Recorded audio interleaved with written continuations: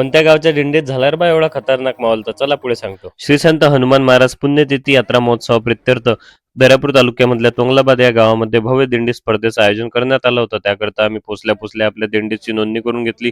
नंतर आमच्या दिंडीला 11 क्रमांक मिळाला. गेल्याबरोबर पहिले सर्वांनी जेवण करून घेतलं आणि जेवण झाल्यानंतर आम्ही निघालो मंदिरात जाण्याकरता. मंदिरात दर्शन केलं आणि लवकरच आजचे गायनाचार्य हरिभक्त पारायण अक्षय महाराज मल्ले यांच्या वाणीतून पालखी सोहळ्याला सुरुवात झाली. त्या पालखी सोहळ्याचे मृदंगाचार्य होते हरिभक्त पारायण सागर महाराज कडू. खूप भव्य दिव्य स्वरूपाचं या यात्रा महोत्सवाचं नियोजन होतं. जवळपास 27 दिंड्या या स्पर्धेमध्ये सहभागी झाल्या होत्या. खूप भव्य दिव्य स्वरूपाचं नियोजन या गावकरी मंडळींनी या यात्रा महोत्सवामध्ये केलं होतं. दरवर्षी या गावामध्ये दिंडी सोहळ्याचं आयोजन केलेलं असते, पण आमची ही या गावामध्ये येण्याची पहिलीच वेळ होती. मंदिराच्या प्रांगणात सर्वांनी आपल्या कलेचं इथं प्रदर्शन केलं होतं. आमच्या पालखीच्या मागे विदर्भाची फेमस दिंडी म्हणजे ढोलाची दिंडी होती. मग काय, आमच्या गावचे टाळकरी पहिलेच ऑलराऊंडर आहेत. ढोलाच्या दिंडीचा सुद्धा सर्वांनी आनंद घेतला. शेवटी मंदिराच्या प्रांगणात दहीहंडी उत्सव साजरा करण्यात आला. नंतर झाली बक्षीस वितरणाच्या कार्यक्रमाला सुरुवात. आजच्या पालखी सोहळ्याच्या पहिल्या बक्षिसाचे मानकरी ठरले पातूर नानासाहेब इथून आलेली पालखी. बक्षीस वितरणाचा कार्यक्रम आटपून आम्ही आलो प्रसाद घेण्याकरता. इथं आपली खूप सारी प्रेमाची पब्लिक भेटली होती. सर्वांना व्हिडिओमध्ये नाही घेऊ शकलो, त्याबद्दल सर्वांना मी माफी मागतो. मग निघालो आम्ही परतीच्या वाटेवर. जाता जाता दर्यापूर मधल्या माऊली हॉटेलवर आलो.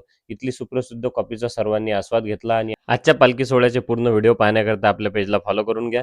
भेटू पुढच्या व्हिडिओमध्ये. तोपर्यंत जय गजानन माऊली.